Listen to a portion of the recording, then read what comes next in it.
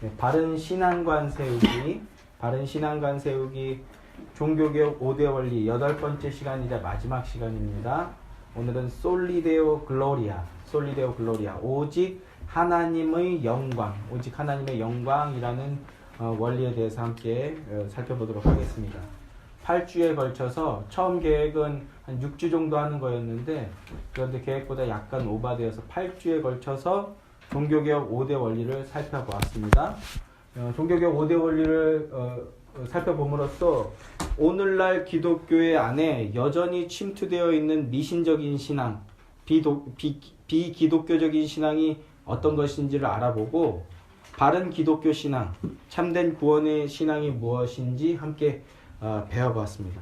오늘은 마지막으로 5번째 원리, 오직 하나님의 하나님의 영광, 이 원리에 대해서 함께 배워보려고 합니다. 사실 종교개혁 5대 원리, 5솔라 뭐 이렇게도 부르는데 이 종교개혁 5대 원리라는 게 종교개혁가들이 종교개혁할 때 자, 우린 이런 5개의 원리가 있어. 이걸 토대로 종교개혁을 하자. 이렇게 처음부터 5개를 만들어 놓고 시작한 게 아니에요. 이렇게 이 종교개혁 5대 원리를 종교개혁의 모토로 삼거나 근간으로 삼아서 종교개혁을 일으켰던 게 아니라 사실 종교개혁을 일으키려고 하지도 않았어요. 바른 성경에 대한 얘기를 했더니 그게 종교개혁이 된 거지. 종교개혁의 첫 시발자였던 마틴 루터가 이신칭의 교리에 의거해서 구원은 인간의 행위가 아니라 오직 예수 그리스도를 믿는 믿음으로 말미암는 것이다. 이것을 주장했죠. 이것이 이제 종교개혁을 촉발하게 됐는데, 그렇다면 그것은 인간의 행위에 근거한 업적이나 공로가 아니라 구원은 오직 값없이 주신 전적인 하나님의 은혜다. 이것을 주장하게 됐고요. 그리고 이러한 원리의 모든 근거는 교황이나 교회의 가르침, 전통, 주장 이런 것이 아니라 오직 성경 말씀에 근거한 것이다 라는 것을 또 주장하게 된 거예요.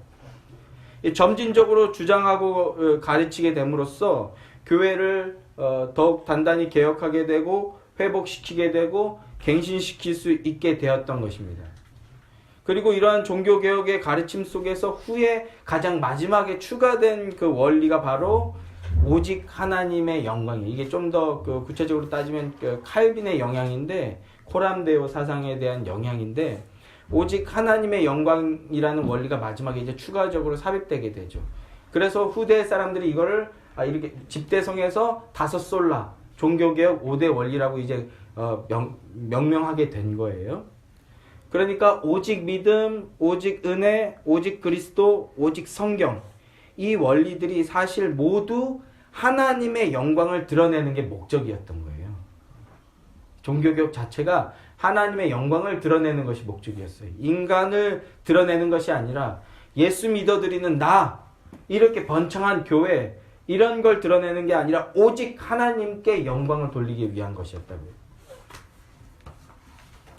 오늘 이 시간에는 하나님의 영광이 무엇인지, 그리고 어떻게 하는 게 하나님께 영광을 돌리게 되는 것인지 함께 살펴보도록 하겠습니다. 하나님께 영광 혹은 하나님의 영광이란 무엇일까요? 영광이라는 게 뭘까요? 결론적으로 말씀드리면 하나님의 영광, 하나님께 영광, 하나님의 영광이라는 건 하나님의 영광을 인정하고 찬양하는 거예요. 앞서 기도 제목에도 말씀드렸지만 그것은 우리의 심령이 낮고 겸비해지고 오직 십자가의 은혜만 바라보게 되는 것이거든요. 그게 예수의 교회의 존재 이유이며 사역의 목표라고요. 여러분 한 명 한 명이 다 그렇게 되는 것. 주신이 주은이 제함이 이 어린 아이들부터 계속해서 성경의 지식이 뿌려짐을 통해서 그것이 역사 속에서 영원 가운데서 실존했던 은혜의 사건이었구나라고 인정하게 되며 그분을, 그 여호와를 하나님이라고 찬양하게 되는 것. 이게 영광인데, 왜냐하면 오직 하나님만이 만물의 기원이시자 구원이시고 그리고 구원의 목적이시기 때문에 그래요. 여기까지는 말이 좀 어려울 수 있어요. 그런데 이거 녹음한 거 이제 올려드리면 한 10번, 20번 들으세요. 그러면 나중에 완전히 다른 사람으로 황골탈퇴하게 될 거라고 생각해요. 올려주세요. 네.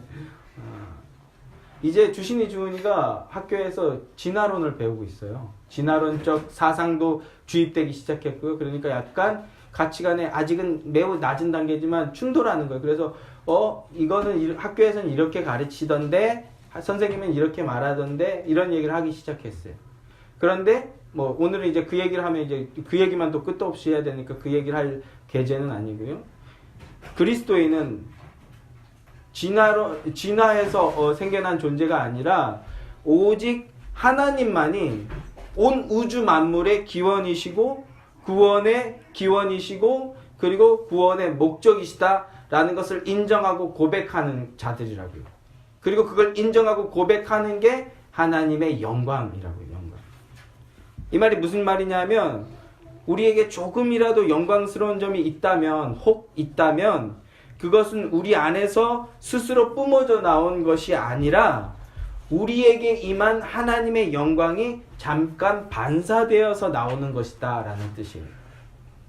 영광스러운 하나님께서 자신의 영광의 모양과 형상대로 우리를 지으셨기 때문에 우리에게서 그 영광이 반사되듯 발현되어져 나오는 거라고요. 우리가 생산해내는 게 아니라고요. 하나님께서는 우리를 하나님의 형상대로 지었다고 창세기에서부터 말씀하고 시작하시잖아요.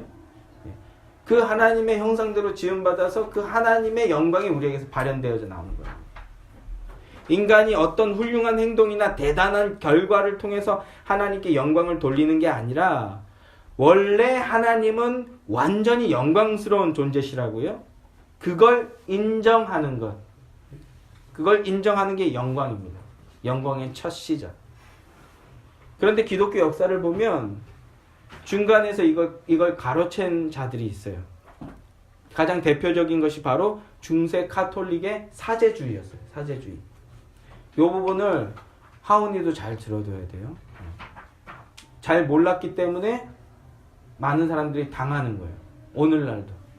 잘 들어두세요. 얼마나 오늘날의 기독교회가 허무맹랑한 짓을 하고 있는지 이 부분만이라도 잘 들어보셔야 돼요. 중세 카톨릭은 사제주의를 주장했는데 사제라는 게 뭡니까? 신과 인간 사이를 중재하는 중재자라는 말이에요. 그래서 우리가 두 번째 시간에 유일하신 중보자에 대해서 배웠었는데 세 번째 시간인가요? 제사나 어떤 행위를 통해서 신께 대신 아뢰고 무언가를 받아내는 존재. 이게 사제예요. 그러니까 기독교뿐만 아니라 민간신앙 모든 그 종교의 사제라는 게 존재한단 말입니다. 성경을 보면 구약 성경에 그런 존재들이 나오죠. 누굽니까? 제사장이에요. 제사장. 그래서 중세 카톨릭이 이걸 보고 성경에 나와 있으니까 흉내를 낸 거예요. 그런데 뭐가 잘못됐습니까? 성경대로 했는데 신약을 보면요.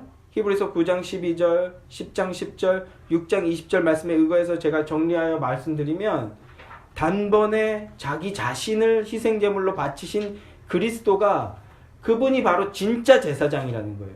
구약은 그걸 모형하고 예표한 거고 그리스도가 완전하고 영원한 제사장이라는 걸 구약에서 미리 얘기해 줬던 것 뿐이지 그래서 신약에서 완성되었단 말입니다. 그러니까 신약의 시대를 사는 우리에게는 더 이상 구약의 그런 제사나 제사장이 이제 필요가 없게 된 거예요.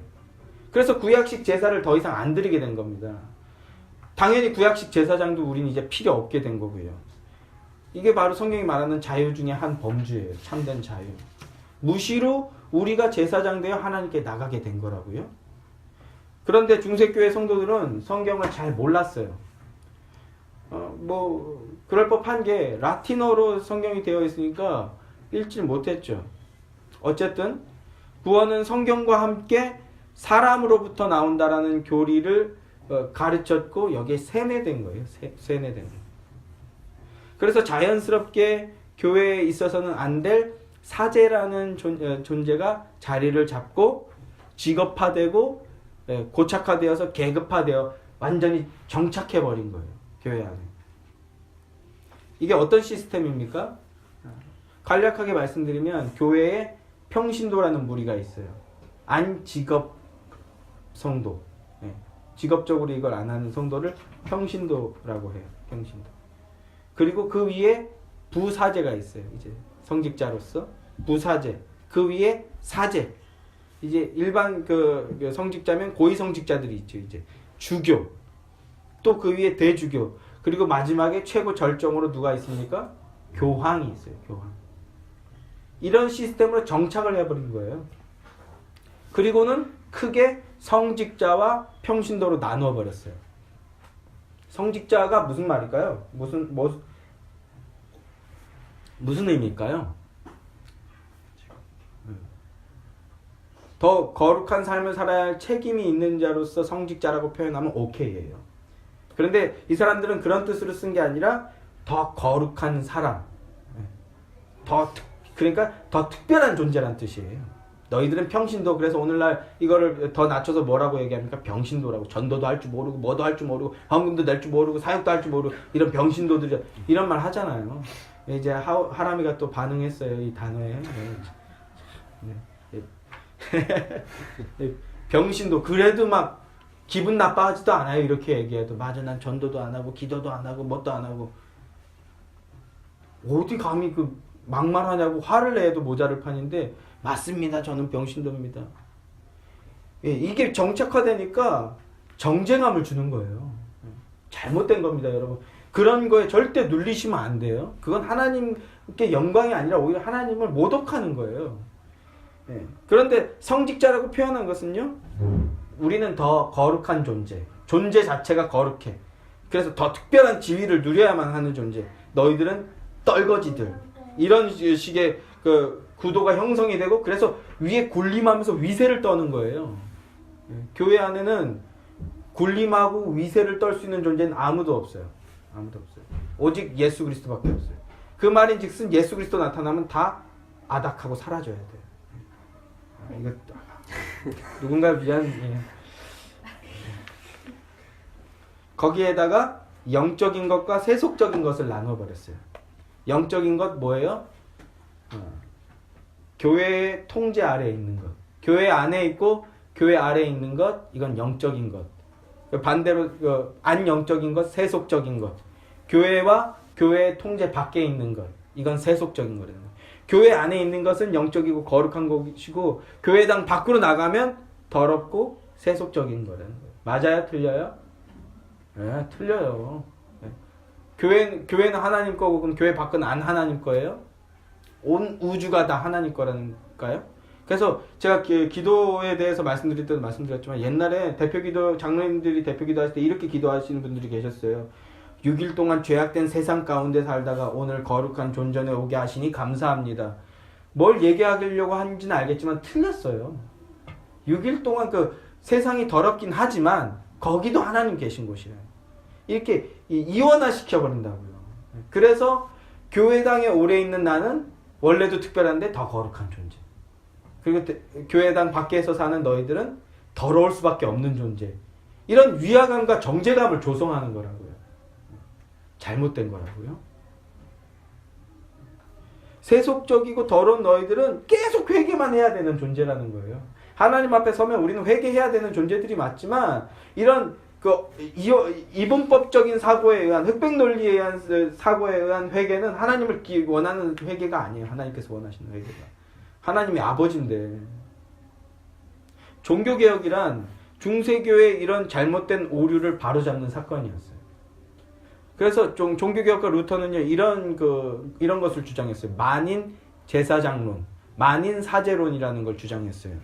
이게 뭡니까? 그리스도 안에 모든 신자가 사제처럼 하나님 앞에 나갈 수 있다. 히브리서 10장 16절 말씀. 모든 신자가 사제가 되어서 하나님께 나갈 수 있다. 예수의 피를 힘입어 무시로 성소에 나아갈 수 있다. 이 사제라는 말, 사제주의라는 말을 비꼰 거예요. 오늘날로 하면 비꼬아서 디스한 거예요. 이 만인 제사장론, 만인 사제론이라는 것 자체가. 그런데 오늘날은요. 오늘날은 어떻습니까? 이런 사제주의를 철폐하고 철저하게 배격하기 위해서 만든 게 장로의 시스템이에요. 절대로 이런 계급화가 들어와서 교회에 들어와서는 안 된다라고 해서 만든 게 장로회라는 시스템인데, 그런데 오늘 장로회는 어떻습니까? 평신도라는 말, 이런 말이 있었어? 하고 처음 들으신 분 계시나요? 아니죠. 어떤 의미에서 만든 것은 이해가 되지만 의도는 좋았는데 처음 만드신 분들이 잘못됐다고요. 여전히 평신도, 이런 병신도들하고 그냥 아멘 안 해요, 여러분? 막 이래도 그냥 웃고 실실 웃고 그냥 웃으면 안 되지. 예? 평신도라 그러고요. 그리고 이 교회 온 지 얼마 안 된 평신도 그거보다 이제 조금 이제 제가 교회 열심히 나오겠구나 하는 사람 뭐 줘요? 전에도 한번 이 얘기를 몇 번 언급을 했지만 오늘 구체적으로 한번 정리를 하고 마무리를 지어보자고요. 이제 교회를 조금 그래도 꾸준히 나올 것 같은 사람들한테 뭘 주죠? 권찰이라는 걸 주죠. 이거 자체가 제가 너무 직설적으로 표현해서 죄송하지만 미끼예요. 뭐 하나 주면 인간이라는 게 그래요. 인간이라는 게 뭐 하나 이렇게 완장 채워주잖아요. 그러면 없던 충성심이 생겨요. 그거 노리는 거예요. 이거 한국교회에서 만든 거거든요. 그래서 많은 사람들을 정착시켰지만 잘못된 거예요. 성경에 없어요. 권찰이라는 걸 주죠. 교회가 날 인정해 주는구나. 그런 다음에 그래서 평신도 갓 벗어난 계급, 그 다음 이제 집사, 그 다음 안수 집사, 그 다음일 수도 있고 동급일 수도 있는데 그 다음 권사, 그 위에 또 장로, 또 요것도 세분에 대해서 수석 장로, 협동 장로, 무슨 장로, 그리고 그 위에 뭐가 있어요? 목사 있어요. 목사. 근데 또 목사 세계도 또 들어가면 또 부목사. 부목사라는 말은요, 제가 부목사였기 때문에 한번 언급하려다 말았는데 잘못된 표현이에요. 이미 부목사라는 게 계급으로 나눠 놓은 거잖아요. 부목사님 부르면 잘못 부른 거예요. 가톨릭 흉내내게 되는 거예요. 돌아가게 되는 거예요. 그게 아니라 청년부 목사님, 청년부 목사님, 청소년부는 청년부 목사님, 아니면 교구 담당이면 교구 목사님, 아니면 임종태 목사님 이름을 부르든가 그래야 돼. 부목사, 이미 부목사와 안 부목사라는 계급이 아니라고 얘기해도 무의식 중에 형성돼. 그리고 아니라고 하기엔 너무 뚜렷하게 이런 계급이 이미 있고요. 그 부목사들 중에서도 또 수석 부목사. 그러면 그런 교회도 있어요. 약간 오바해서 표현하면 재떨이 던지고 야 네가 목사냐 그리고 수석 목사가 막 갈구고. 수석 목사가 갈구고 왜 갈고요? 교구 관리 잘하라고. 그럼 교구 가서 또 그 구역장 갈구고. 구역장 갈구면 구역장에 가서 헌금 생활 좀 열심히 해야지. 철야 예배 빠지면 안 되지. 이런 짓들 하고 있어요. 이런 짓들 교회가. 흥분 안 하려고 해도 또 흥분이 슬슬 되는데 또 여기서 또 목사, 담임 목사.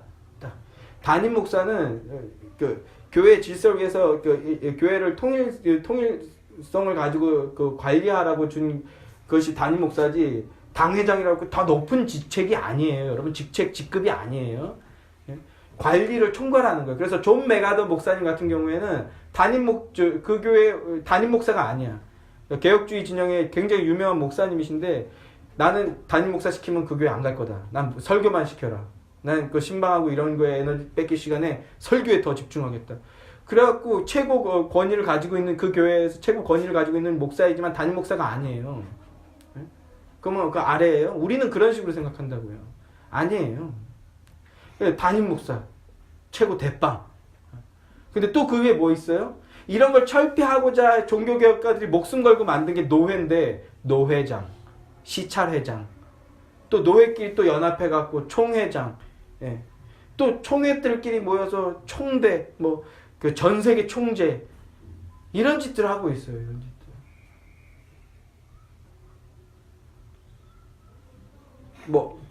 교회의 어떤 그 은사와 그리고 사역의 역동성을 위해서 그리고 교회 안전성을 위해서 집사라는 직분을 만들어서 섬기고 장로라는 직분을 만들어 섬기고 사실상 오늘날 교회가 권사가 없으면 교회가 안 돌아가는 게 특히 한국 교회는 실상이니까 권사라는 직분을 성경에 없더라도 인정한다면 권사라는 직분을 통해서 또 섬기고 이렇게 저마다의 손가락 지체로서의 저마다 다른 역할이 있는 거지 더 높고 낮음이 없는 거라고요. 그런데 그 안에 함몰돼 있어. 그러니까 장로가 와서 혼내키고 권사가 와서 혼내키고 아니란 말입니다. 그런 건 없어요. 교회 안에. 그리고 사제주의를 똑같이 반복하고 있는 거예요. 중보자 놀이하고 있는 거예요. 어떻게 합니까? 목사가? 예전에 부흥 강사들 중에 유행하던 차장과 멘트가 있었어요. 야, 뭘까요? 성령 받아라! 막 이렇게 던져. 없어 보여, 성령. 받아라! 근데 안 받아. 믿음이 없는 자야. 막 이런다고. 목사가 성령을 던지면 받을 수 있어요, 없어요? 아니, 목사가 성령을 던질 수 있어요, 없어요? 성령이 뭔데? 성령이 뭐예요? 하나님이에요. 일개 목사나 아브레이가 어떻게 하나님을 던져요? 성령을 받으라는 건 어떤 그 은유적 표현이지. 성령의 임재를 체험하라는 표현이지.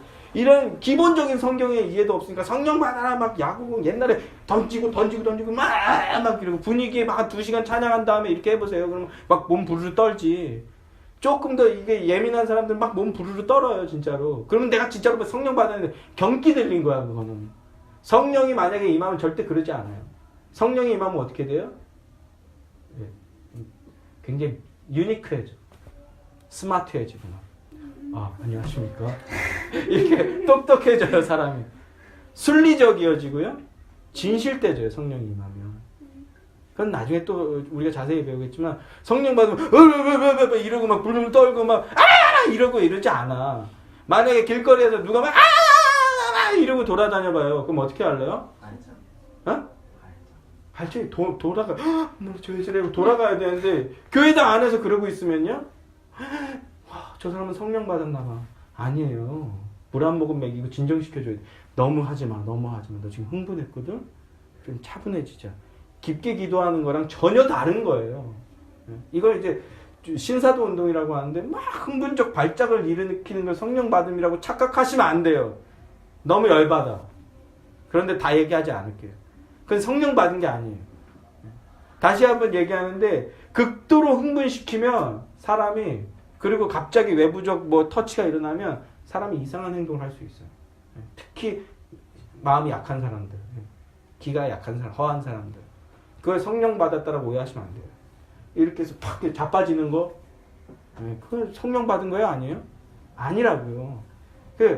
목사님들이 저마다 다 자기가 직접 경험해봤다고 주장하는데 내가 보기엔 그런 사람 다 뻥인 것 같은데 목사님들 저마다 자기가 그 인터컵이 이제 그 성령 체험이라고 잡아뜨리는데 가서 해보면 그 옆에서 이제 넘어질 때 잡아주는 사람이 있어요. 그 사람이 귓속말로 뭐냐면 다리에 힘 빼세요.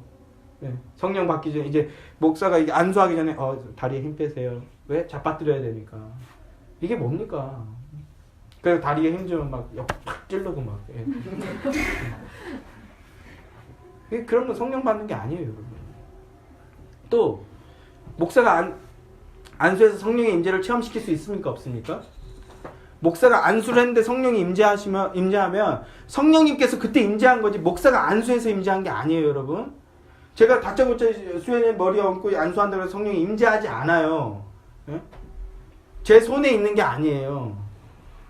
이렇게 지금 중보자 놀이 하는데 성경을 너무 몰라. 중세 사람들은 라틴어라서 읽을 수가 없어서 그랬다고 쳐도 이건 성경 너무 유치한 수준의 얘기인데 오늘날 기독교회가 이런 게 아직도 유행하고 있어요. 이런 걸 사모하는 사람도 있고 이게 성령 받음이라고 기대하고 있고 오늘 나 좀 이렇게 경기 한번 일으킬 수 있을까 나도 막 그건 기독교 신앙이 아닙니다, 여러분. 종교개혁가들은 이거야말로 교회를 오염시키는 악이라고 생각했어요. 이 사제주의. 하나님의 영광을 가로채는 가장 나쁜 성령 회방죄, 가장 나쁜 죄악이라고 주장했어요. 가르치고. 이제 여러분은 그런 오류에 빠지지 마세요. 주변에 그런 오류에 빠지신 분들 위해서 기도하시고 듣든지 아니 듣든지 그들에게 복음만 전하셔야 돼요. 그러면 하나님께 영광은 어떻게 돌려야 할까요? 고린도전서 10장 31절 말씀을 보면요. 그런즉 제가 읽어드릴게요. 너희가 먹든지 마시든지 무엇을 하든지 다 하나님의 영광을 위하여 하라라고 해요. 먹든지 마시든지 그게 다 하나님의 영광이라는 거예요. 요 얘기는 요 본문을 가지고 나중에 다시 한번 또 청소년 관점에서 한번 또 설명할 건데 담배 피면 됩니까? 안 됩니까? 왜 안 돼요? 일찍 죽어요. 그렇지. 그렇게 말해야지. 일찍 죽으니까. 빨리 하나님 보고 싶으신 분들은 빨리빨리 하루에 세네 갑씩 피시면 돼요. 하나님 빨리 보니까. 담배 피면 구원 받아요? 못 받아요? 받아요. 구원과는 상관없어요. 알코올 중독자? 그 얼마나 가정교육이 잘 돼 있습니까? 근데 내가 담배 피거나 술 먹는 게 하나님의 영광이겠거든 하시라고요. 내가 근데 그 증거가 뭐예요? 그래서 하나님께서 부모님을 주셨는데 만약에 청소년들 내 오늘 담배가 너무 땡기는데 이걸로 이 담배 흡연으로 하나님께 영광을 올려드리고 싶어. 그럼 어떻게 해야 돼요? 아버지 불 좀 주세요. 그런데 아버지가 아들아 네가 하나님께 영광을 돌리고 할렐루야 주님 찬양합니다. 그러면 피시라고. 그러면 예수 안 믿어도 아버지들이 호로 자식 ABM이 없냐 막 이렇게 나오실 거 아니에요 대부분은요.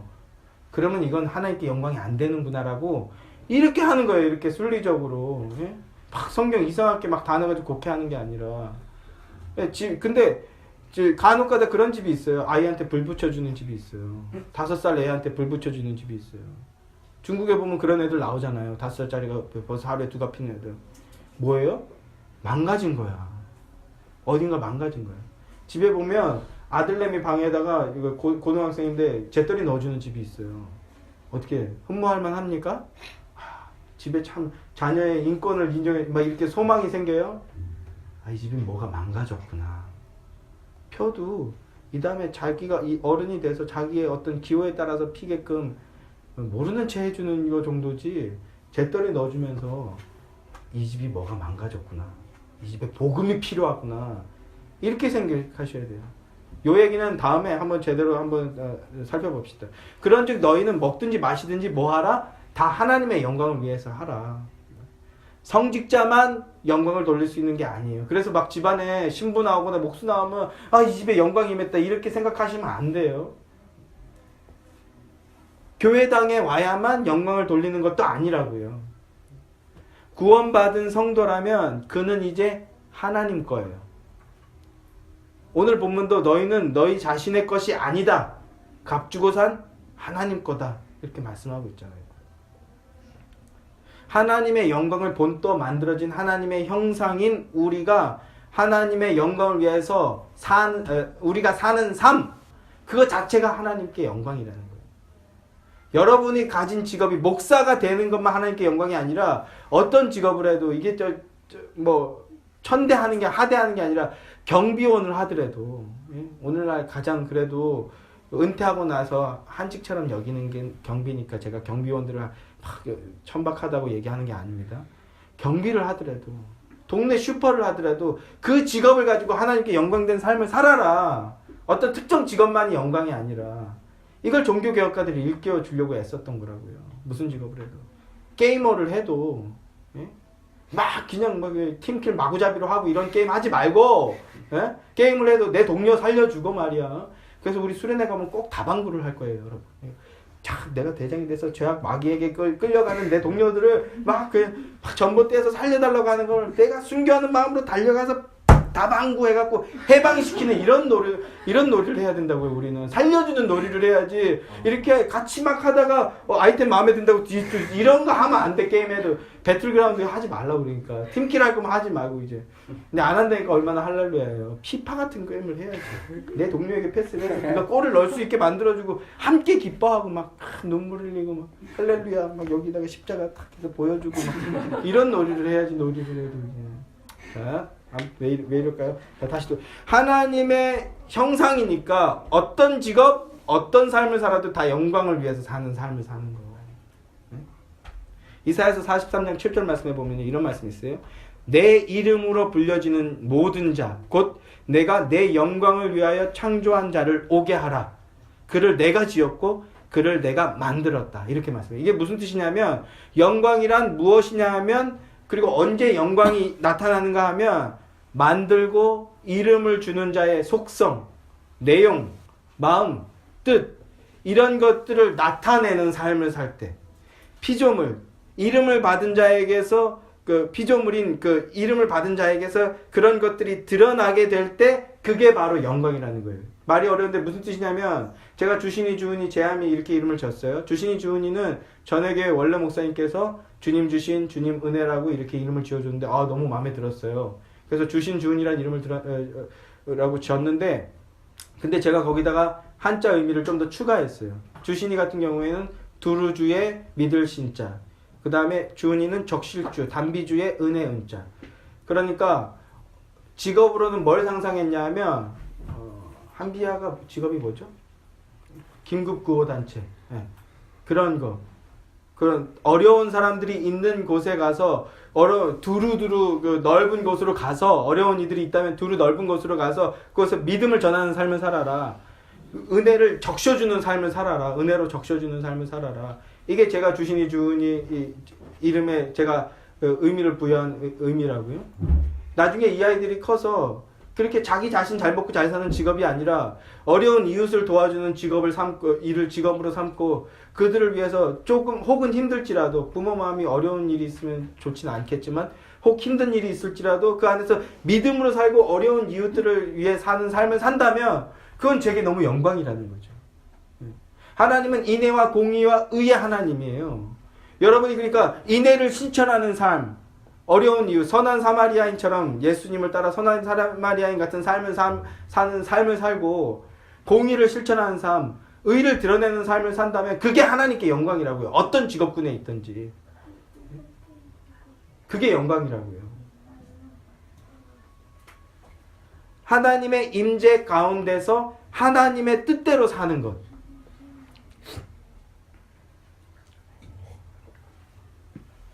하나님의 말씀을 늘 묵상하면서 묵상하여 기억하면서 하나님의 속성을 닮아가려는 삶을 사는 그 삶, 그것이 오직 하나님의 영광이라고요. 우리는 하나님의 것인 것을 기억하면서 하나님의 영광에 맞추어서 끊임없이 고쳐나가야 돼요. 우리는 망가져 있으니까. 하나님은 완전한 존재인데. 그래서 하나님의 영광에 비추어서 우리를 끊임없이 고쳐가는 삶, 이걸 성화라고 하잖아요. 이 삶을 사는 게 영광이라고, 영광. 세상 사람들은 그냥 자기가 좋아하는 거 하고 좋아하는 옷 입고 자기 좋아하는 일 하고 그냥 자기를 위해 살고 이러는 게 영광이겠지만 우리는 혹 그렇지 않더라도 하나님의 영광을 드러내기 위해서 계속해서 끊임없이 고쳐나가고 세워나가는 삶, 그게 영광이에요. 그런 말이 있어요. 내가 누구인가를 알 수 있는 방법. 당신이 무엇에 열중하고 있는가? 당신이 무엇을 먹고 있는가? 이런 제목, 당신이 먹는 것이 바로 당신이다. 이런 책 제목도 있잖아요. 그래서 당신이 돈을 주로 어디에 쓰고 있는가? 당신이 무엇을 가장 즐거워하고 있는가? 당신은 지금 누굴 향해서 가고 있는가? 그게 바로 자기 자신이라는 거예요. 그게 바로 여러분이라는 거예요. 여러분은 무엇을 즐거워하고 누구를 즐거워하고 누구를 영광 돌리는 삶을 살고 있습니까? 성도는 오직 하나님을 즐거워하고요. 오직 하나님께 위로를 얻고 오직 하나님과 함께하는 걸 기뻐하는 자예요. 성도는 하나님과 함께하는 사람들과 함께하는 것을 즐거워하는 자들이라고요. 그 은혜가 여러분들께 있길 소망합니다. 한국교회는 하나님의 영광을 오해했어요. 너희는 가서 세상의 빛과 소금이 되라는 이 말을 곡해했어요. 그래서 어떻게 적용했습니까? 교회가 커지는 거, 그냥 무조건 사람 많아지고 교회가 커지는 거, 이게 영광이라고 생각했어요. 우리 한국의 그 산업화와 맞물려서 교회가 외적으로 엄청난 성장을 이뤄놨잖아요. 그게 하나님의 영광이 임한 거라고 생각했어요. 그래서 아직도 교회가 이렇게 커진 건 하나님의 영광 아니냐, 하나님이 역사한다는 증거 아니냐, 저 목사님이 하나님의 그 임재가 있다는 증거 아니냐, 교회를 이렇게 키웠는데. 그러니까 그 목사가 성추행을 하든 뭐 불법적인 세습을 하든 뭐 불법적인 일을 저질러도 교회당을 이렇게 키웠는데 하나님 계시다는 증거 아니냐, 이렇게 생각한다고요. 맞을까요? 틀릴까요? 예수 믿는 사람이 잘 되는 것을 보여줘야 하고, 그러니까 예수 믿는 사람이 이왕이면 고위직에 앉아야 된다는 거예요. 얘 고지론 한때 엄청 유행했었잖아요.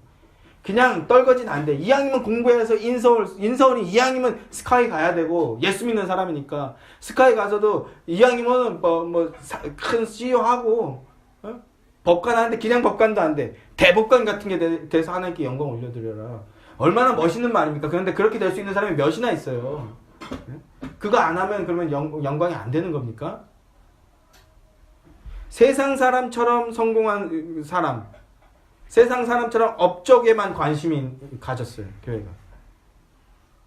교회에 그런 자들도 있어야겠죠. 성경에도 그런 사람들이 있고요. 그러나 교회는요, 그런 거, 막 커지는 거, 큰 업적, 위대한 업적, 이런 거를 영광으로 삼는 게 아니라, 교회는 어디에 영광을 삼아야 돼요?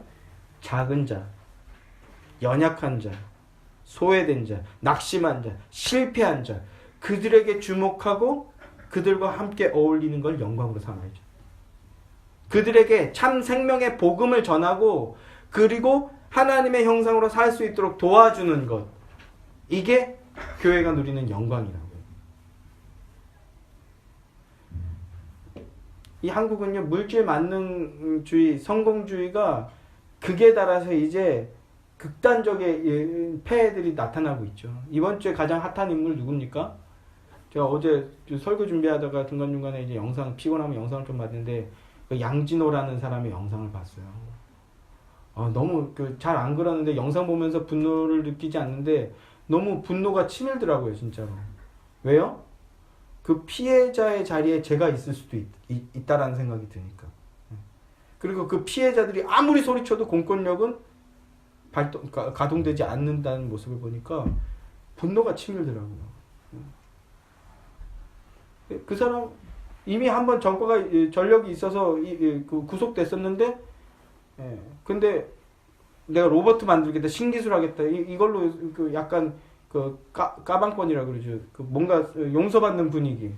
우리나라 저렇게 돈 많이 쓰고 업적이 있으면 용서해줘야지, 이런 분위기가 있어요. 재벌도 잘못했으면 합당한, 없는 걸 만들어서 자꾸 재벌을 실수시키려고 한다면 잘못이지만, 재벌이 불법을 했다면 거기에 합당한 벌을 받게 해야죠. 근데 우리나라 재벌은 한국 경제를 위해서 용서해줘야 된다.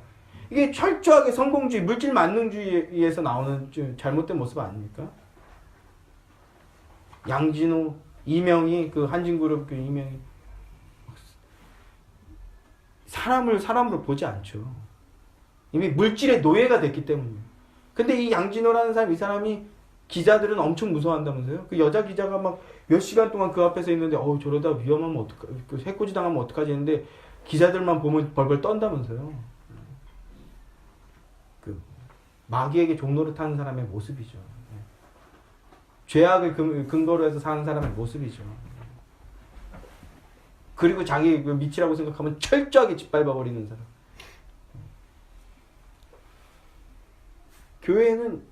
교회도 통일해요. 그런 업적이 있으면 그냥 훌륭한 목사가 되는 거예요. 무슨 짓을 해도. 그건 틀린 거죠. 완전히 틀린 거예요. 그건. 종교개혁은 그걸 다시 제자리로 돌려놓으려고 했는데, 한국교회는 똑같은 더 타락한 모습으로 지금 중세교회보다 더 타락한 모습으로 교회를 오염시키고 있어요. 이건 아무것도 가진 것 없으니까 이런 말 할 수 있고요. 아무것도 가진 것 없으니까 우리는 바로 세울 기회가 있는 거예요. 교회는 성공 말고 의에 대해서 말해야죠. 교회는요, 오늘날 쉽게 버는 풍조가 만연해 있어요. 정직하게 해서 힘들더라도 바르게 번 사람들을 칭찬하고, 예전에 90년대만 해도 폐지 주워서 8억 모은 사람이 학교에 기부하고, 요새 그런 얘기 나오나요? 근데 떡볶이 장사해서 평생 모은 돈 기부하고, 그런 뉴스가 요즘 나옵니까? 안 나와요. 그런 뉴스 나와도 어리석다라고 생각하는 분위기예요, 오히려. 그걸 왜 그렇게 써? 왜 기부를 해? 이런 분위기죠.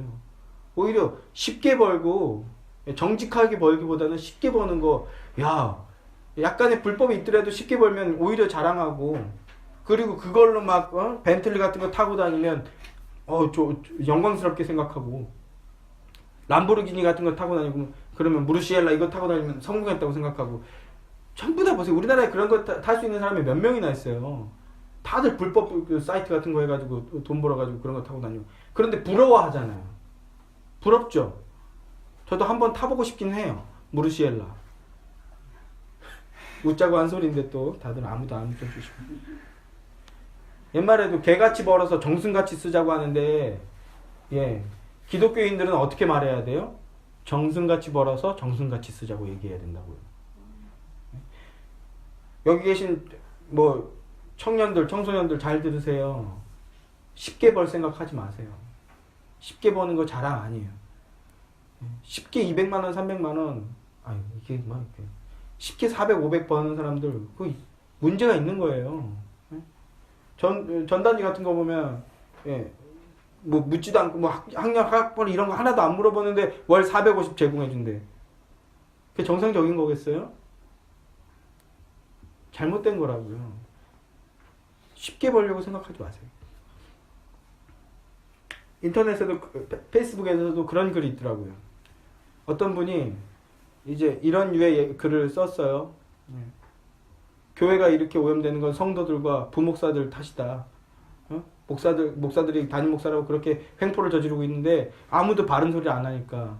그런데 그 밑에 누가 어떤 그 강남에 있는 대형교회 얘기하면서 그래도 그 밑에 딸린 식솔들 보면 이해가 되더라. 이런 유의 글을 올렸어요. 그래서 제가 이제는 페이스북에 글을 잘 안 올리는데 저는 안 그렇게 하고 있잖아요. 그러니까 그 의의에 힘입어서 그래도 그렇게 하지 않아도 가족들 밥 벌어 먹을 살릴 방법이 있을 거다. 그 잘못된 교회 그 잘못된 일들 쉬쉬하면서 부목사 노릇해가지고 그걸로 가족들 먹여 살리지 않고 다른 일 다른 목사짓 해서라도 가족들 먹여 살릴 수 있을 거다. 그걸로 그렇게 합리화할 수 없다. 이런 얘기를 했어요. 그 잘못된 교회 부목사 그 월급 몇만 원 때문에 몇백만 원 때문에 그거 하는 거 잘못된 거라고요. 제가 지금 그냥 괜히 그냥 어색하니까 제 말 이렇게 올려 붙였지만 진실되게 목회해가지고 가난하지만 정직하게 사역하는 사람들 많아요. 당장 식솔들 먹이겠다고 막 그 부정 저지르고 있는 교회에서 부목사인데 아무 그냥 거기서 버티고 있는 사람들 말고 뭐 이 설교 들으면 부목사들이 뭐 기분 나빠할지 모르겠지만 진실되게 근데 가난하면서도 진실되게 목회하는 사람들 되게 많아요. 목사들만 아니라 여러분들도 쉽게 빨리 벌 생각하지 마시고요. 예수의 교회는요 이렇게 얘기하자고요. 바르게 벌자. 바르게 벌자. 몇만 원 못 벌어도 바르게 벌자. 청소년들, 청년들 쉽게 많이 벌 생각하지 말고 하라마 바르게 벌고 조금 벌어도 그걸 자랑하자. 아멘? 아멘? 종교개혁가들은요 복음을 회복하고 그 복음의 힘으로 세상과 문화를 바꿨어요. 노동자들을 일깨웠고요. 요한 웨슬레가 그렇게 했죠. 노동자들 들어가서 우리나라의 대표적인 사람 누가 있습니까? 전에도 한번 말씀드렸지만 안창호 도산 안창호 선생님 이분이 미국의 오렌지 농장으로 갔어요. 근데 그 한인들이 도피하다시피 거기 가서 노예처럼 사는 거예요. 그 모습을 보면서 가슴 아팠는데 더 가슴 아픈 건 한국 민족 속된 말로 종특이라고 하는데 어디 가서나 그냥 뭐라 그러지 콩가루 집안이야. 어딜 가나 뭉치지 못하고 그 와중에 옥수수 오렌지 따면서 서로 반목하고 있는 거야. 그 모습을 보면서 안창호 선생이 너무 가슴 아파해서 우리 진실되게 일하고 어려운 이들을 살펴보고 그리고 하나로 힘을 합치자. 그리고 열심히 벌어서 우리 조국의 광복을 위해서 돕자. 이렇게 해서 노동자들을 일깨웠다고요. 이 미국의 오렌지 농장주들이 한국 사람들은 그 노예로 끌려왔는 와중에도 자기들끼리 싸우는 모습을 보면서 더 하찮게 여겼는데 어느 날 보니까 이 사람들이 정직하게 행동하고 진실되게 행동하고 그리고 연합을 하기 시작하더래요. 그래서 놀라서 이 나라에 지도자가 왔나 보다 하고 봤는데 그이가 누구예요? 도산 안창호라고요. 근데 그때 안창호 선생님 나이가 몇 살이에요? 24살이었어요. 이렇게 젊은 사람인 줄 몰랐다라는 거예요. 이 도산 안창호 선생님이 복음을 깨닫고 그 광복운동에 뛰어들었잖아요. 해방운동에 뛰어들었잖아요. 복음을 통해서 노동자들을 일깨운 거예요. 그 1%도 안 되던 그 당시에 그 식민지에 있던 1%도 안 되던 기독교인들이 그 가장 하층민들을 일깨운 거예요. 그래서 물산 장려 운동을 펼치고 그 다음에 금모으기 운동을 통해서 어려운 걸 타개하려고 하고요. 복음을 통해서 노동자들을 일깨웠어요. 그래서 사회를 변화시켰어요. 또 공교육을 세웠죠. 대학을 짓고 그 청교도의 후예인 그 언더우드가 우리나라에서 연희 전문학교를 세웠잖아요. 청교도의 후예들이 미국에 가서 하버드 대학을 세우고요. 그래서 교육을 통해서 사람들을 일깨웠다고요. 또 정치도 개혁시켰어요. 존 오웬이 아니고 나 같은 죄인 살리신 존 누튼 이 사람이 윌리엄 윌버포스라는 젊은이에게 영향을 줬죠. 그래서 이 윌버포스가 그 정치계 입문해서 목숨의 위험을 걸고 영국의 노예 제도를 해방시켰어요. 그래서 이게 발단이 돼서 영향이 돼서 미국이 노예 해방 운동을 일으킨 거예요. 평생을 목숨을 걸고 노예 해방 운동을 해서 정치인들을 일깨우고 복음이 이 일들을 행했다고요. 복음이 이 일들을. 우리는 어떻게 할 겁니까? 여러분은 어떻게 할 거예요? 예수에게 여러분 어떤 특정 직업군만이 하나님께 영광을 올려드리는 게 아니라고요.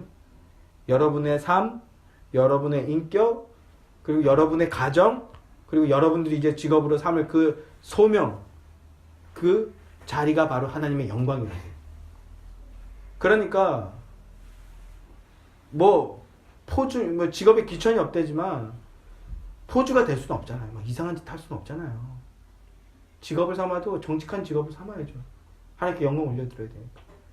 내 가족과 내 성도들에게 떳떳하게 자랑할 수 있는 직업, 내 자녀들에게 아빠는 이런 일 해 자랑할 수 있는 직업. 왜? 그게 하나님의 영광이니까. 우리는 그걸로 하나님의 영광 또 돌려야 되니까. 술집 작보하면서 그걸로 하나님께 영광 돌릴 수도 없잖아요. 그 직업 하신 분들은 어쩔 수 없다고 해도 그건 구원과 상관없이. 그러니까 하나님을 기쁘시게 할 만한 직업을 가지기 위해서도 노력하셔야 돼요. 그리고 그 직업의 현장에 가서 정직하게 하는 거예요. 정직하게. 진실하게 하는 거예요. 조금 손해봐도. 이 대한민국에서 그런 바보 등신 멍충이라고 놀릴지언정, 소외되고 주저앉히려고 할지언정, 왜? 하나님께 영광 올려드려야 되니까. 이 지점에서 여러분들이 아멘이시기 원해요. 예수에게 여러분은 여러분의 영광이 아니라 하나님의 영광을 위해 사신 여러분들 되게 소망합니다. 쉽지 않지만 가능해요. 저는 그걸 믿는 믿음으로 사는 거예요. 왜 가능합니까? 왜 가능해요? 하나님께서 우리를 보호하시고 인도하셔요. 뿐만 아니라 주권적인 섭리로 우리를 다스려 주시고 계시기 때문입니다. 아멘이십니까? 그러니까 우리 믿음을 가지고 어렵지만 쉽지 않지만 너무 어렵고 쉽지 않은 거 알아요. 제가 요 꼴랑 직장 다녀보니까 여러분들 너무 힘들게 사시는구나라는 걸 더 절감하고 있거든요. 그래서 더 기도하게 되는데 그래도 우리 믿음으로 살고 하나님께 영광 돌리는 삶을 삽시다. 그 은혜로 사시고 그 영광된 삶을 사시는 여러분들 되기를 우리 주 예수 그리스도의 이름으로